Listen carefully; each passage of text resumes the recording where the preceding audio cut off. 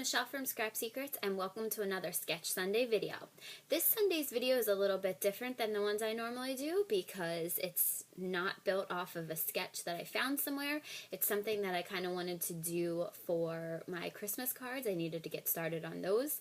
It's also, I wanted to use a bunch of new products that I just got from that My Favorite Things haul that I just showed you guys. I think it's a video or two back.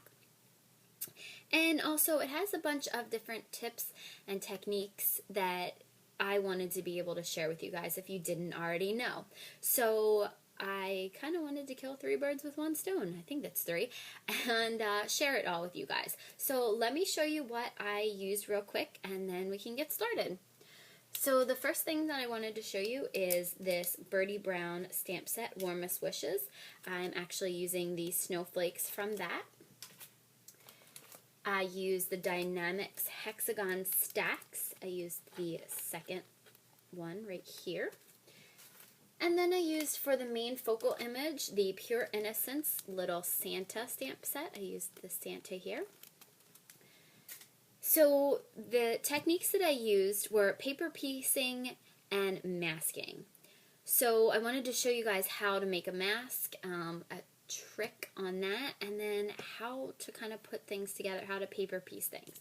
So this is one that I made and it was great. I used the mask, I did everything. I started to paper piece and then I realized, I forgot to do something that I really wanted to do. So I was kind of angry about it and I thought, well, I'll film a video and do another one and we'll see how this works out. So the first things first, I cut out the hexagon from a piece of white Recollections cardstock. You can see it here. And then stamped the Pure Innocence Little Santa image on there. Then I took another piece of white cardstock, just plain Recollections one, and stamped it out. You can use any color to stamp out the mask. This is actually just a second generation stamping, which means I didn't clean off the stamp or add new ink between the first time I stamped the image here and then when I actually went to go cut out the mask, or stamp the mask. So I fussy cut around all of the edges, and as you can see, this is a well-loved mask. I did a couple different ones with this mask. So now if it's just plain white cardstock, how did I make it into a mask? If you guys use the Zig 2-way glue pens, they're fantastic. When you put the glue down, they're blue. It makes the back of your project blue. And when it turns white, it's repositionable. Well, if you look, this is my full one. This is the one. I kept this old one around, and the way I know is there's a red dot on the tip of mine that I can tell that this is the old one, plus it also looks rattier. When you lay down a layer of what should be glue, it all turns white, so it's just repositionable. So I put a layer on the back of it, and you can see it's sticky enough that it sticks to me, but it comes off of whatever you're trying to put it down on. So it works out fantastic. So that's my trick for making a mask. Keep your Zig 2-way glue pens when you get down to the end of them, and you can use them to put glue on the back of masks.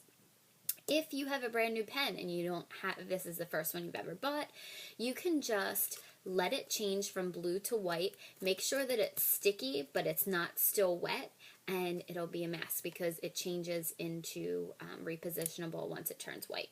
So that is my trick for you for masks. So now that I've stamped the image on there and I have the mask, I want to put the mask on top of it, making sure that it's lined up correctly and that all the pieces are covered that you need to be covered. So if you look at it now, it has all the old stamping on top of it. Then I'm just going to take a piece of scratch cardstock, which I used for the last couple ones, and I'm going to take the snow and some Memento Tuxedo black ink and just ink it up and start stamping. I'm just going to stamp randomly. I don't think that I'm going to do as many snowflakes as I did last time. There were a lot of them. Just fill them in wherever you go. You can make it as many or as little snowflakes as you like.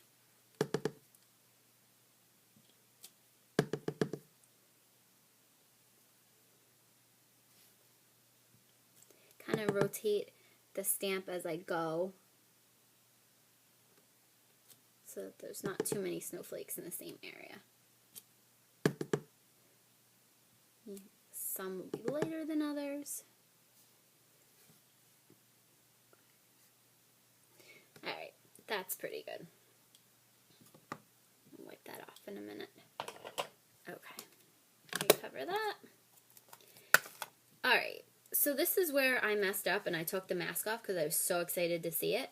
But what I really want to do is, I thought that was a little bit too plain, so I kind of want a blue sky in the background. So what I'm going to do is I'm going to take my ink blending tool, when I can find it, again. This is a blue one. I did have a mini ink blending tool. Let me just look real quick. But it doesn't matter what you have. You can use the foam adapters. There's the large ink blending tools, the original ones. I will just use this one. Oh, there it is. It's on the other work desk. Okay, so this is the mini ink blending tool, and I think it works much better than the original one. Here is the original one. Let's cut. Well, one, my foam pads are falling off of it because it doesn't stick down anymore. But I like the mini ones better. I think you can get more control over your coverage, and it doesn't leave those harsh lines like the other ones used to. Okay, so I'm just going to sponge this on, and because the mask is still on there, the snowflakes, yes, will turn white. I mean, will turn blue, but I think I have a solution for that. This does get awfully inky. My hands tend to get inked. My fingers turn blue. They're all inked up.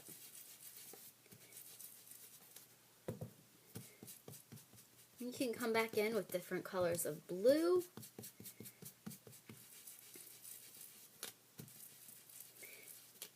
Making it darker in areas, lighter in other areas.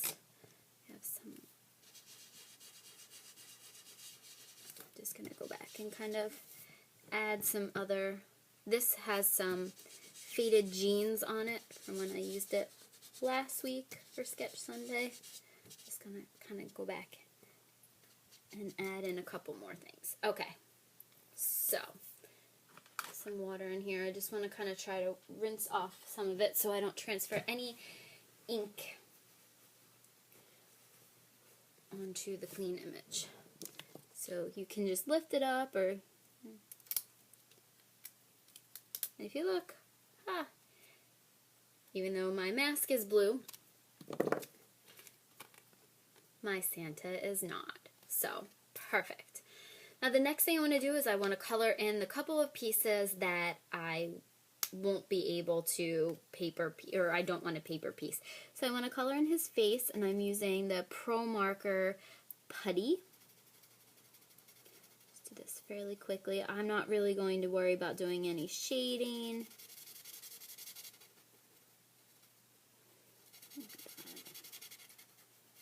And some of this image is going to stay white for background, and some of it is going to be paper pieced, and I'll show you what paper piecing is if you don't know. Kind of just leave the middle of his face. We'll go over the rest of his face twice and leave the middle kind of open. Kind of make it a little bit lighter. So now his face is colored in. What I want to do is color in the middle of his buckle. This is a Pro Marker. This one is, I think it's Sunflower? Yes, Sunflower. Color in his buckle. Okay. I want to do, I did black shoes last time and then gray at the bottom, and I think I want to do that again, and black gloves. So I have a black Studio G marker. I'm just going to carefully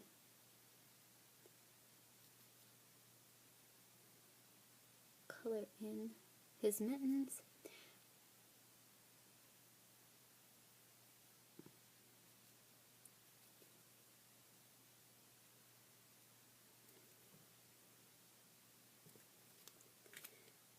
and his tops of his boots.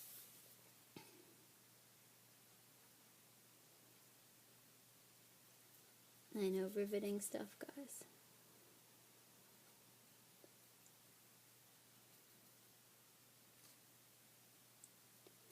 Now, if you look very, very closely, and I mean, it'll be really difficult to see, but there is a little bit of a white edge around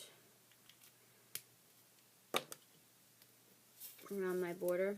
But what I'm going to do, I'm going to try, because this is all going to be paper pieced, I'm going to try to put a little bit of sky back here, because that right there is the sky. But this is going to stay white, so it won't look as bad when it's, there you go. Maybe we'll get a little bit better control with this. Yeah, the sponge dauber. Okay. So I got that little sky in there because I didn't cut that little piece between. So if you look there, I didn't cut that little piece out right there, which is basically just the sky. So it's close enough.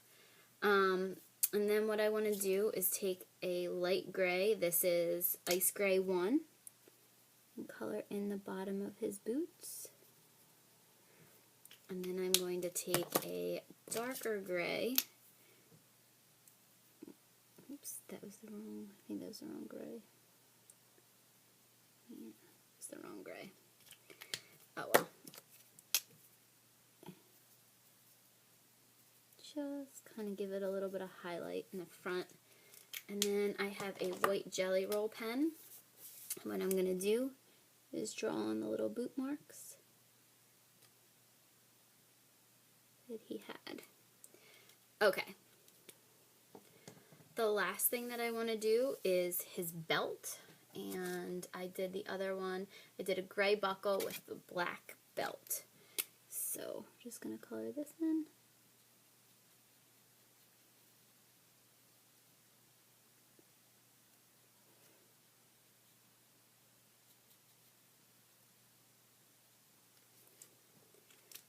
Okay, and then color in the belt with Ice Gray 1. Okay, so my next tip is paper piecing. So what I did was I stamped the image again in red, and then I stamped the bag part in green, and then I fussy cut around the images. And what I'm going to do is paper piece the Santa together. So we're going to do, even cut out the piece of the belt. So you just, it's like a puzzle, you just put it together. So this way you don't have to color everything in, and it gives it also a little bit of dimension. It fits together so nicely and so easily. And see, it doesn't matter that we colored in his pants because these are going to go over top of it. And I love using my Zig 2-way glue pen for this. It makes life so much easier.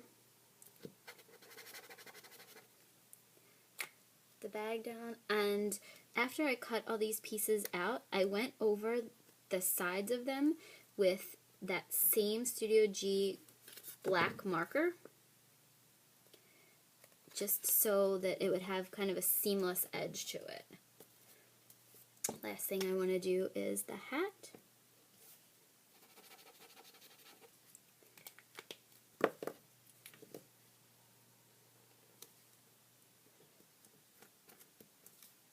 Okay, so that's paper piecing and masking, and there's the image. The last thing that I want to do,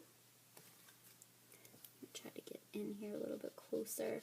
So because it's fussy cut and you can't cut right up to the edge, I mean, you don't always get it cut right up to the edge, you can go back in and try to get, there's probably like a little white mark around the image. So you can try to color it in with the little sponge daubers, but it's really not that big of a deal. No one's going to be looking at your image that closely to notice. The last thing that I wanted to do on here, one of the last things I wanted to do, I have some Studio G glitter glue that I wanted to apply to all of what would be the fur on his outfit.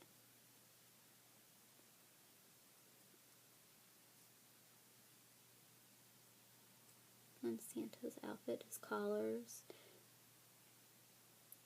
and sleeves. The little ball on the bottom of his hat and the fur. So now you could leave the snow blue like this, or one of the things that you can do is go back with a white Jelly Roll pen and color in the little dots of snow. And that's what I think I'm going to do. Again. So I will show you up and close, not colored in and colored in. So I think that I like the white colored in piece the best. So I'm not going to bore you with filling in the rest of it. I'm going to put together the card and show you what it looks like. Okay. So here's the card base, 4 by 5.5. And then I cut the green piece to 1/8 of an inch smaller, and then the pattern paper to 1/8 of an inch smaller than that. So 1/4 of an inch smaller than the original card dimensions are the pattern papers. And then I just open it up and try to center it to the best of my abilities. It's never going to be perfect. And then when this is dry, I am going to glue this on, and that will be my Christmas card. So I wanted to thank you guys so much for watching. To see final pictures, go over to my blog, and I will see you guys next time. Bye!